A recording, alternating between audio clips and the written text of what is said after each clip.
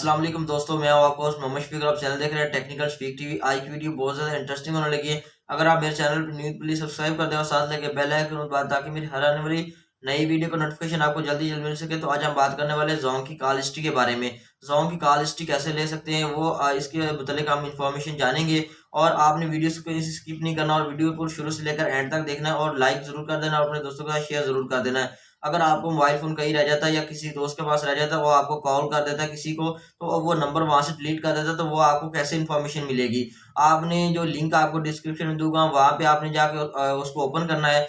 तो ओपन करने के बाद वहाँ पे अपना अकाउंट बनाना है, वहाँ पे आप क्या चेक कर सकते हैं? सबसे पहले आपको एक बात बताता चलूँ कि वहाँ ज़ोंग ई-केयर लिंक में आप सिर्फ़ और सिर्फ़ 1 दिन में आप चेक कर सकते हैं 2 दफ़ा। आपने जो नंबर जिस पे कॉल की है और हिस्ट्री सारे को चेक कर सकते हैं। और जो मैं आपको बताऊँ कि आप एमबीज़ और आपको कितने आपने केबीज़ के हवाले से यूज़ किया या एमबी यूज़ किया, वो आप सिर्फ़ और सिर्फ़ ज़ोंग के ई-केयर लिंक से इन्फॉर्मेशन ले सकते हैं। जो कि आप माई ज़ोंग ऐप है, वहाँ से आप पैकेजेस वगैरह लगा सकते हैं, जो कि ई-केयर लिंक है।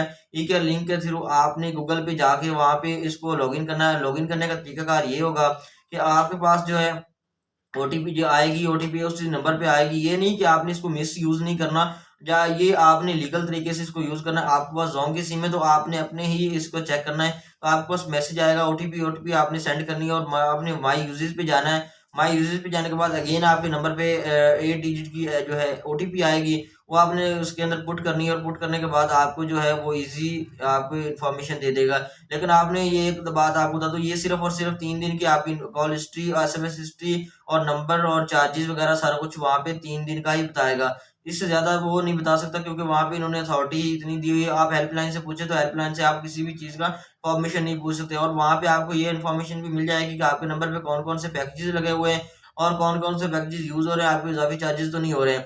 तो आप ये के लिंक से आपने इन्फॉर्मेशन ले सकते हैं, नंबर की आपको टेंशन लेने की ज़रूरत नहीं है। मैं आपको अपना व्हाट्सएप नंबर दे दूँगा, अगर किसी को प्रॉब्लम हो तो वहाँ आप मुझसे क्वेश्चन कर सकते हैं।